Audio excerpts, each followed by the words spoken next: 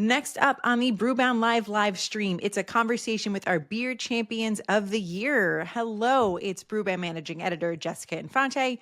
Joining me right now are two leaders from the Brewers Guild of New Jersey, Eric Orlando and Scott Wells. Guys, I feel like we were in near constant contact during your efforts to overturn some really draconian taproom registrations, but now it's been a minute, and I'm not going to lie, I kind of miss you both. How you doing? Doing good, doing good. It was a long 5 years. It was only 5 years. Oh my god, oh my god! I lived like two lifetimes between then. Yeah, I miss it. I miss it a little bit though. I can't lie, Scott. It I was do like, not. Scott, I believe that you do not. It was kind of like an animating life force, a Yeah, reason to get out of bed, I suppose. But yeah. for people who don't know, those restrictions that we're talking about, they were extreme, but they included capping special events at tap rooms to 25 per year, except anything that was included in those special events were things like trivia night, musical performances, showing sporting events on taproom TVs, things that breweries in every other state can do without batting an eye. New Jersey breweries were also barred from selling food and non alcoholic beverages and coordinating with food trucks to provide service. So there was basically, think of a thing that a regular tap room can do in the 49 other states. Pretty much New Jersey tap rooms could not. So why don't you guys share with the audience at home what the regulatory conditions in the state are right now for tap room operators? So I mean, honestly, look, Jess, you listed all the things now that folks can do. So I mean, honestly, we literally took the list of things they stopped everybody in the industry from doing, and we said, you can do them now with no restrictions, which is really great. I mean, it's opened up a lot of different opportunities. Um, you can show a football game on Sundays now. Think of that, right? There could be yoga Wild. classes every single Sunday morning now at your brewery. You can work with a food truck. You can have a wedding at a brewery, and there could be a wedding there every weekend. I mean, it's the simplest things, but at the end of the day, they're really battered to the membership of in the industry in general. So it's all those restrictions. It's really kind of unshackled us from everything that had happened over the last 5 years or so. Yeah, the restrictions were put into place pre-pandemic and then they were loosened because things were really unstable and unsure. But then they came back. And I know you had a long fight talking to industry stakeholders, business owners, but mostly, representatives in Trenton. How exactly were you able to create this much needed change? So Yeah. the restrictions came back with a vengeance, and I think when they did, it kind of opened up the eyes to a lot of people on what was really going on. And it's no secret to anyone, the past couple of years have been very, very tough for beer in general. So removing the best means that any small brewery has in introducing people to their brand and their products, it's a tough pill to swallow for lawmakers. The hardest part was getting the opportunity to educate the lawmakers. And we probably spent more time working on that piece and making sure they understand who we are and what we do first. Because if we had the opportunity to explain that to anyone, they would immediately see how unreasonable the situation was and how detrimental it was to small businesses that were organically growing within our state. And the reality was the situation really created a scenario where our state was really supporting out of state beer very heavily over our in state manufacturers. And once everyone kind of saw that, it was an easy task to get the ball rolling. But New Jersey's laws, they're very enshrined in prohibition, and changing 80 years of law and regulation is very difficult to do. Which, heads back to where Eric fit into the whole piece, because it's one thing for a bunch of people like me to go and try to get something resolved with the state, but without having proper representation in our state house, we never could have gotten it done. I mean, you know what it was, and I gotta give the industry credit to the largest extent on this, right? So think about like 10 years ago, this could have never been pulled off and pushing back because honestly, the industry wasn't to the extent of which it is today, right? You have 150 breweries in the state of New Jersey. There is a reason in every single elected officials, area, whether it be a state legislator or a local council person or a mayor to support their local business on something like this. And the groundswell, once those regulations were put back into effect a couple summers ago, everybody jumped on board to try to push back. I mean, it was Republicans, it was Democrats, it was local officials. I mean, there was a letter from Congress, from most of our congressional delegation pushing back on these things, that there was just this huge groundswell of opposition saying, get rid of these and come up with a better way to do this, that really put the governor on notice here in New Jersey, that he then made it a centerpiece to some of his alcohol reform efforts, which he launched about 2 years ago, that it was the one thing that everybody in unison said we support. And that's what led to it getting, a law passed and getting rid of the regulations. Amazing, because I know the liquor license landscape is also really complicated. And I think at first the plan had been to try to tie the taproom regulations into that. But that is such an enormous task that this was separated and handled on its own, correct? Correct. Yeah. Great. And that's really where the work ahead of us now kind of lies. The fear now, or really the situation we're in, is because those two things got tied together, it created something of an adversarial situation between the manufacturers and the license owners. And our license structure is very similar to the taxi medallion situation in New York City. So it's entrenched in our culture in the industry in New Jersey, and it's not something that's ever going to change dramatically. So looking for parity for breweries at a time where the governor was also looking to change and modernize the license structure system kind of put us at odds with our most important customers, which are the bars and restaurants that we need to grow our businesses. So now, almost a year after getting this law passed, there's a lot of work left to be done and move us forward into the next chapter. So, Scott, in addition to being a leader with the Guild, you're also the director of sales and co-owner at Bolero Snort Brewing. So you are out there in the trade having these conversations with those retail partners. How have those conversations changed since the laws were lifted? It's funny to a certain degree.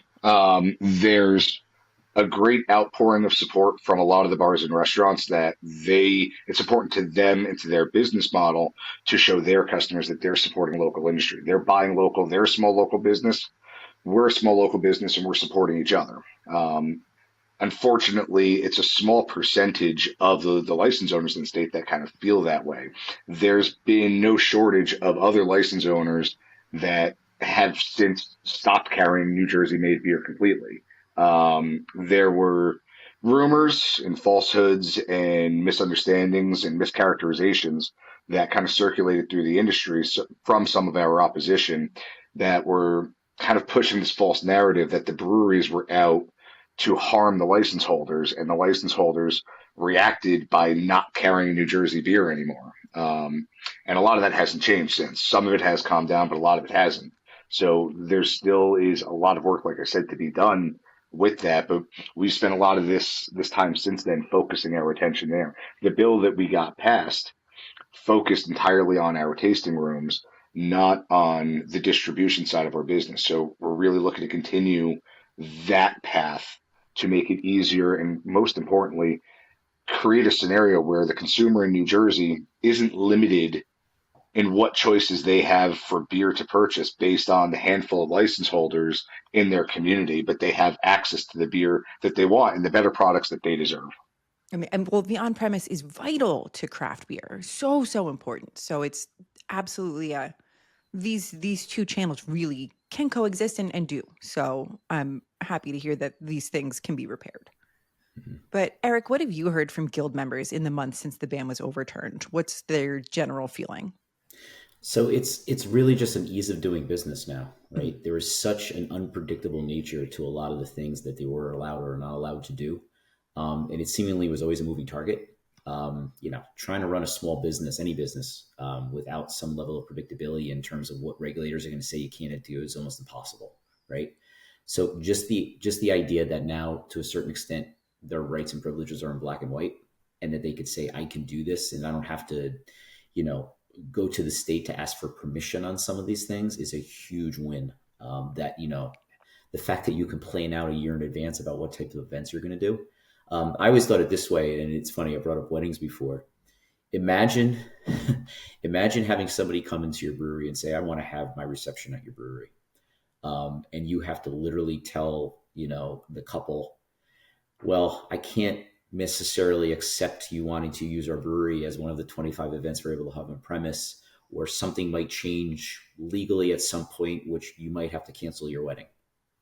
That's impossible. Like, how do you market yourself as a hospitality business at all in those circumstances? And that's the reality that breweries were dealing with for a good period of time.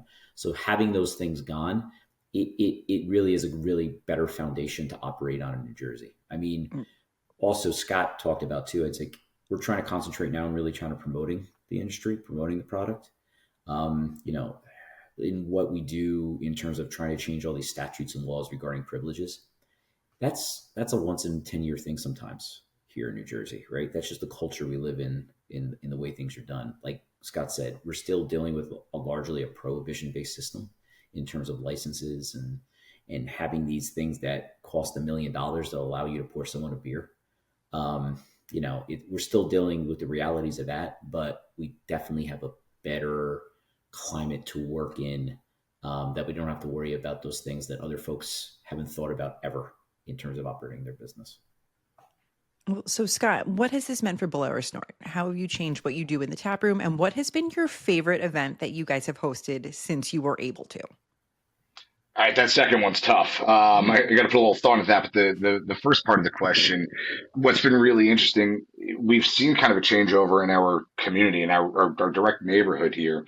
Since the law changed, we've been able to partner better with the closest local bars and restaurants. So we've got a great relationship with some really fantastic small businesses that are very local, some of which are walkable to the brewery. They carry our beer. They've been supportive of us all along, and now they're able to be a partner for our parties and our events here and provide catering, where in the past we couldn't even coordinate that for them. And we don't make any money off that. We don't need to make any money off that. We never wanted to make any money off that.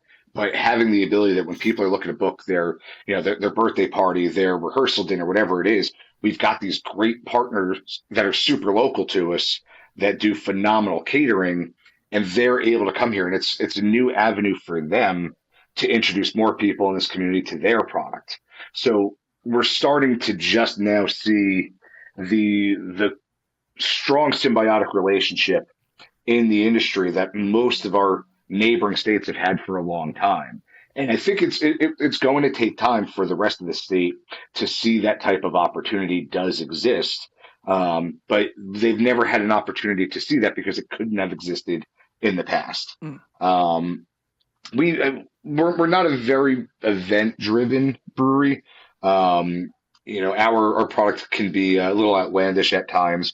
We certainly, for those that are familiar with our product lineup, we don't take ourselves super seriously. We have a lot of nostalgic and cartoon focused types of products. So we've done events like Saturday morning cartoons, and we've done a bunch of beers that were themed around our Saturday morning cartoons from the 90s and things like that. And having those types of events where people get to come down and try some really unique and rare beers from us, and often sometimes the first time they're even introduced to our brand.